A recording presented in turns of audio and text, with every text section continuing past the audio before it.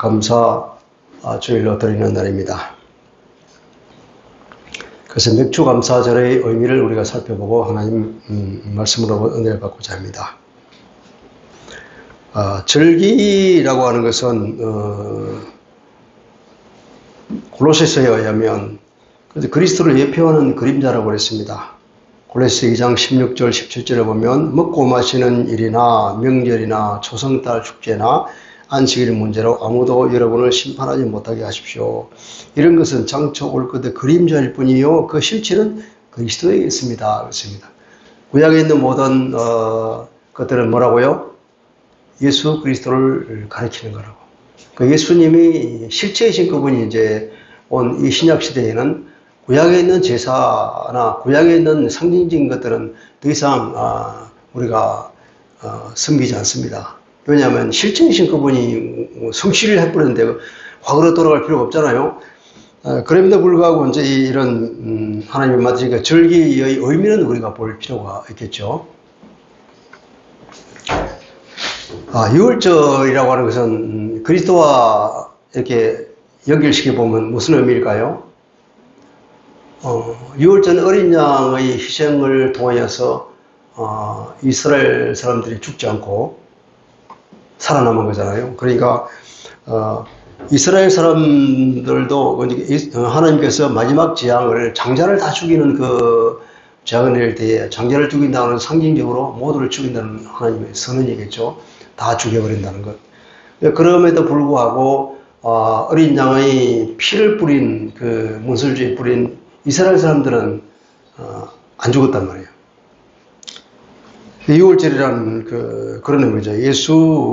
유월절은 어린 양의 죽음을 통하여서 죄인들이 살아나는 그런 것을 의미한다고 볼 수 있고, 그다음 무교절은 뭡니까? 거기에 바로 이어서 무교절은 죄 없는 그리스도를 얘기하고 있죠. 혹은 우리의 모든 죄가 어린 양의 피로 다 사함을 받고 이제는 죄 없다고 하는 선언일 수도 있겠죠. 무교절이 그런 의미입니다. 바로 이어서 무교절인데, 그리고 바로 이어서 또 초실절을 드리잖아요. 유월절이 있고 유월절과 무교절이 동시에 진행되는지 유월절 다음 날부터 무교절이 진행되는지 모르지만, 만약에 유월절 다음 날부터 무교절이 있다고 그러면 무교절 그 다음 날이 초실절이거든요. 그러면 유월절부터 3일째 되는잖아요. 예수님이 죽은 뒤부터 3일째 살아났잖아요. 이게 초실절이라는 것은 첫 열매, 예수님이 죽은 자로부터 살아난 첫 열매로 예수님이 부활하신 그것을 우리가 생각할 수 있죠. 그리스도의 부활을 성경한다고 볼 수 있습니다. 그러면 7.7절은 뭘까요?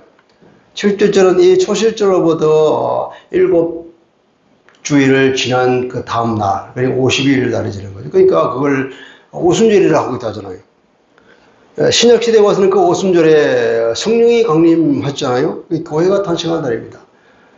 그러니까 이 7.7절이라고 하는 것은 교회의 탄생을 기념하는 날을 볼 수 있습니다. 또한 풍성한 수확을 주신 하나님께 감사하며 그것을 기뻐하고 잔치를 벌이는 거잖아요.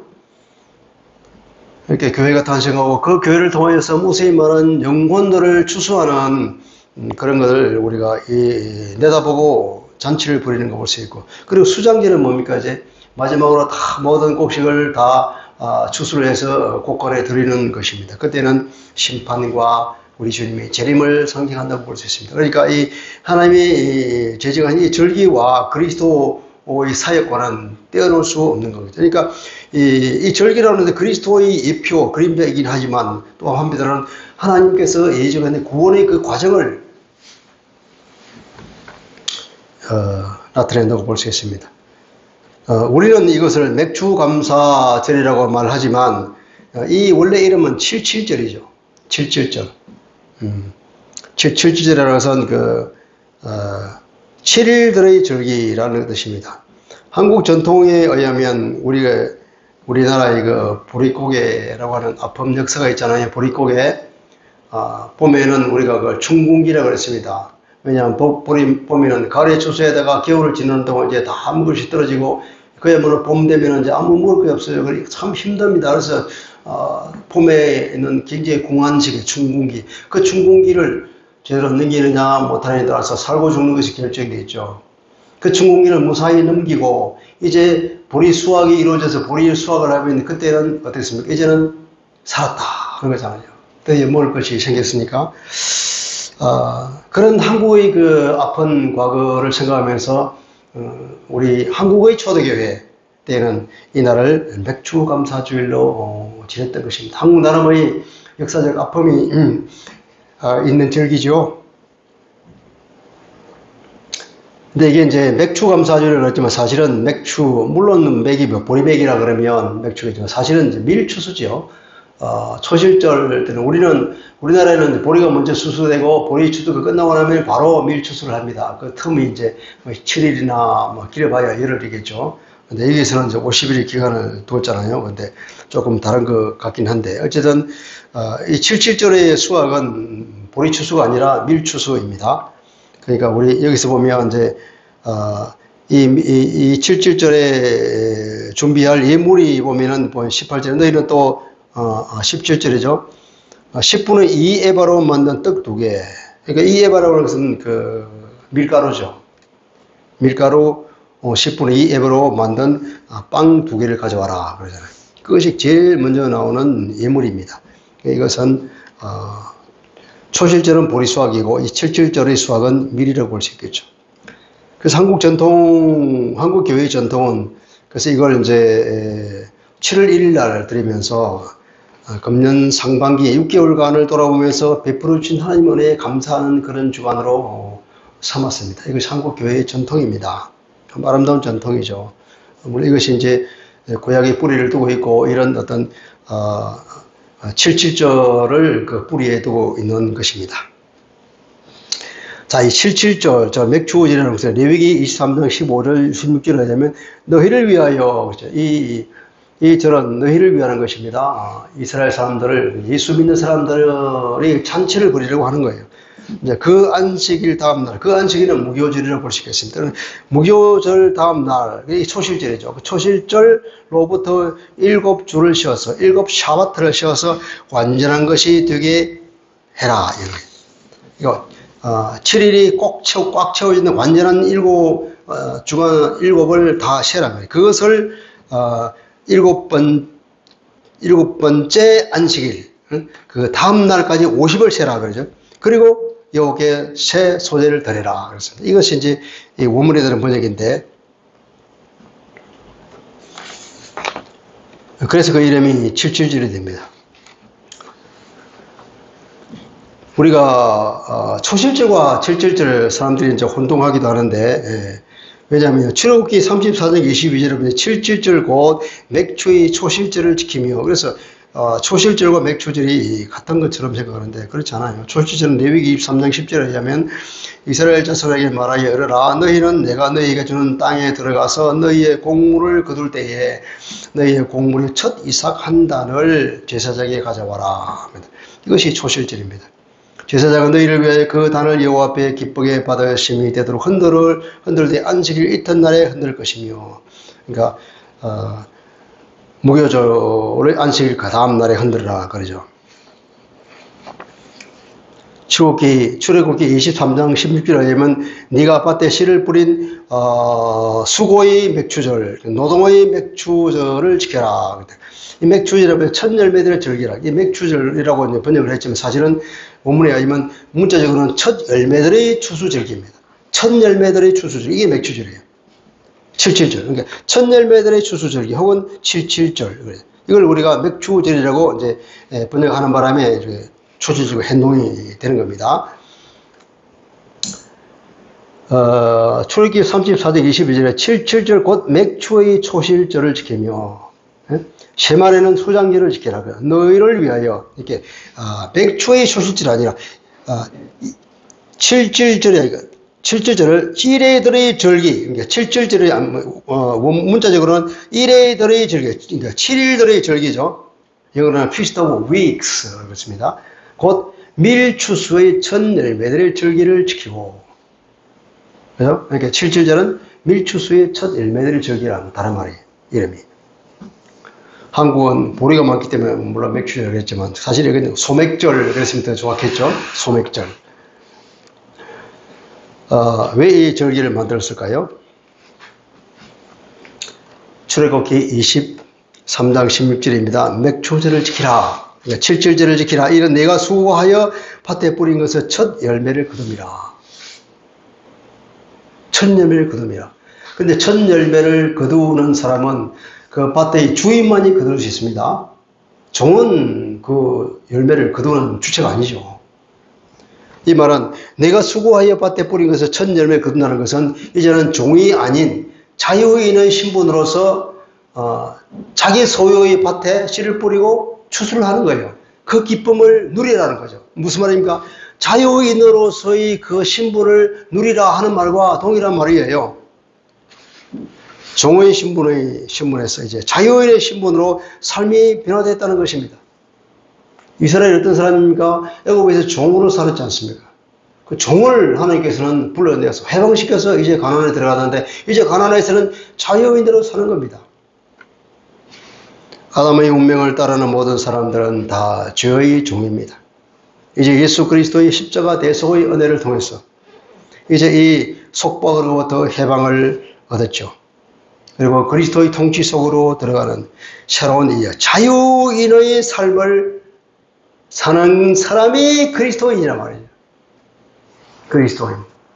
그리고 우리가 7절을 느끼면서 오늘날 해석으로 하면 이것은 우리가 예수 그리스도로 인하여서 어둠으로부터 해방을 얻은 자유를 누리며 그것을 하나님께 감사하는 절기가 바로 이 7.7절이란 말이죠.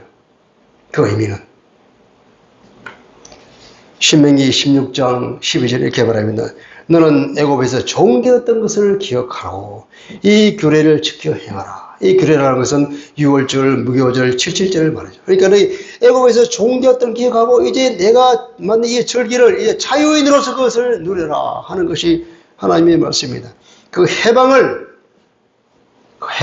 얻은 것이 됐는데 감사를 하고 하나님께 예배를 드리라 하는 거죠. 이것은 한마디로 말하면 구원에 대한 감사입니다. 왜 절기를 만들었습니까? 하나님의 구원에 대한 감사를 하라고, 감사하면서 기뻐하면서 잔치를 하라고 하는 얘기입니다. 예물을 말하라 그랬잖아요. 예물이 누룩을 넣은 떡 2개를 말하라 그랬어요. 빵 2개, 이때는 누룩을 넣었어요. 모든 예배는 누룩을 들어간 예배가 안 들어갑니다. 누룩을 넣은 떡 2개. 누룩은 뭡니까? 보리 서말에다가 누룩을 넣어서 뭡니까? 이 빵이 엄청나게 늘어난다고 하는 그런 신약의 예수님 표현이 있잖아요. 비유가. 누룩은 뭐냐면 확장이죠. 확장.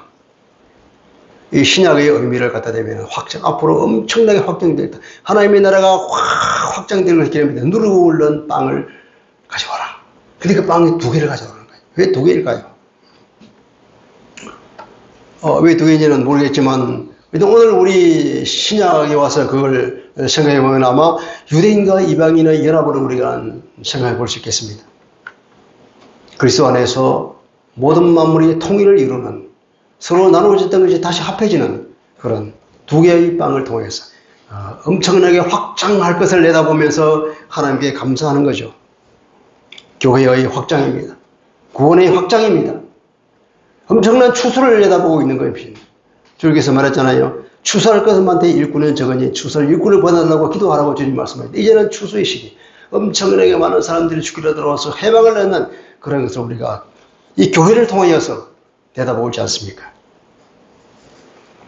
그리고 이게 축제의 참여자는 누구입니까? 신명기에 의하면 신명기 16장 11절에 하면 너와 네 자녀와 노비와 이 축제에 참여자도 노비도 다 들어가는 거예요. 그래서 성중에 있는 레위인은 재산이 없잖아요. 레위인도 다 오라 그래라. 그리고 너희 중에 있는 객과 고아와 과부를 다 함께 해라. 뭡니까? 이것은 범공동체적인 축제요. 이것은 특별히 가난한 사람들에 대한 배려를 하라고 하는 하나님의 말씀입니다. 이 축제에는 반드시 이웃을 배려하라는 하나님의 말씀이 들어있는 겁니다. 그래서 22절 이렇게 말하잖아요. 22절 같이 읽어보겠습니다. 시작. 너희 땅에 곡물을 벨 때에 밭 모퉁이까지 다 베지 말며 떨어진 것을 줍지 말고 그것을 가난한 자와 거류민을 위하여 남겨두라. 나는 너희 하나님 여호와이니라. 여호와 하나님의 명령으로 분명히 말씀하건대 밭에 있는 것을 귀퉁이 걸려 다 베지 말아라. 그것은 놔두라. 누구? 가난한 사람들을 위하여서. 이삭도 죽지 마라. 가난한 사람들이 먹고 살 길이 있어야 됩니다. 포도원을 수확할 때도 그렇게 말씀하셨습니다. 다 따지 말아라.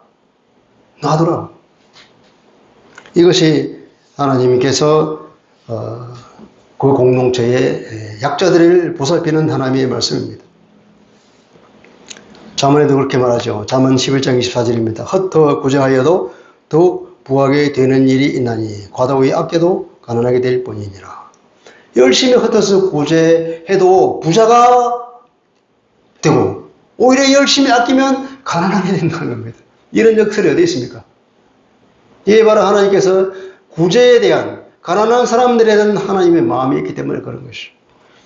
바로 그 다음 절은 25절을 이렇게 말합니다. 구제를 좋아하는 자는 풍족하여질 것이로 남을 윤택하게 하는 자는 자기도 윤택하여지리라. 열심히 구제하면 어떻게 된다고요? 자기가 풍족하게 된다. 남을 윤택하게 하면 자기도 윤택하게 된다. 이게 잠언에서 두 줄 연속으로 두 절에 대해 말씀하게 됩니다. 그만큼 하나님께서 강조하고자 하는 말씀 아니겠습니까? 그래서 우리가 반드시 공동체적 삶을 살아갈 때 가난한 이웃에 대한 마음은 반드시 가져야 한다는 것입니다. 그래서 이 77절의 의의를 우리가 살펴보면 첫째는 구원의 은혜에 대한 감사를 하라는 의미를 볼 수 있습니다. 첫 수확은 첫 수확이죠. 밀수확의 때에 이것은 바로 자유인으로 살아가는 기쁨을 마음껏 누리고 그것을 감사하는 것입니다. 우리는 죄로부터 사탄의 모든 올무로부터 자유를 얻었습니다. 그것을 실감하는 만큼 더 기쁨이 크겠죠. 자비로우신 주님의 통치를 받으며 사는 이 기쁨이 얼마나 큰가. 사탄의 통치를 받으면서 사탄은 그 사람들을 이기고 누르고 밟아뭉개고 심지어는 죽이기까지 하잖아요. 그런데 자비로우신 우리 주 예수 그리스도 통치 안에 들어가면 얼마나 우리를 사랑하며 은혜를 베풀어주며 우리를 격려하며 위로하고 이끌어가는지 몰라요. 그 놀라운 주님의 통치 안에 사는 그 기쁨을 아는 사람은 하나님께 감사할 수밖에 없을 것입니다. 또는 이 77절 다른 말로 하면 오순절, 오늘의 신약시대의 오순절을 생각해 보면 신약시대의 오순절은 뭡니까? 성령이 오신 날이잖아요. 성령 강림의 날. 다른 말로 하면 교회의 탄생날인 거예요. 이 77절 곧 오순절은 교회의 생일입니다. 여러분. 교회의 생일을 기뻐하는 거죠. 교회를 이 땅에 주신 하나님께 감사하고 교회가 계속해서 교회 일을 할 수 있게 하신 것을 감사하죠. 구약에는 이날이 율법은 바른 날이죠. 모세가 광야에 올라가 산에 올라가서 율법을 받은 그 날입니다. 그래서 스테반 집사는 그 사도행전에서 설교하면서 그랬죠. 광야교회라는 표현을 썼습니다. 광야교회. 모세가 하나님의 법을 받고 그때 광야교회가 탄생했듯이 이제 이 오순절날에 성령이 강림하심으로 교회가 탄생하였단 말이에요. 신약교회가 탄생하고. 이때는 신약교회가 탄생하여서 유대인과 이방인들이 하나가 되고 예수 그리스도 안에 모든 만물이 통일을 이루는 하나님의 구원의 역사를 이루신 것. 이것을 우리가 기뻐하며 감사할 필요가 있죠. 77절은 풍성한 수확의 기쁨이 있는 날이고 풍성한 전도를 기뻐하는 날입니다. 교회의 부흥을 기뻐하는 날이죠. 할렐루야. 온 세계의 교회가 얼마나 많아졌습니까? 수백만 개의 교회가 있잖아요. 이렇게 수많은 교회가 생긴 것. 하나님께 감사할 일이죠. 풍성한 수확입니다. 그리고 또 이웃에 대한 구제를 생각하는 点. 수확의 기쁨을 누리지 못하는 이웃을 돌아보는 마음의 여유를 일깨우는 날이 오늘이 되겠습니다. 다시 말하면 우리는 이 77절은 하나님께 대한 사랑을 생각하며 감사하고 그분께 예배를 드리며 또 이웃에 대한 사랑을 다시 일깨우며 그것을 우리가 마음껏 누리는 날이 77절이 되겠습니다.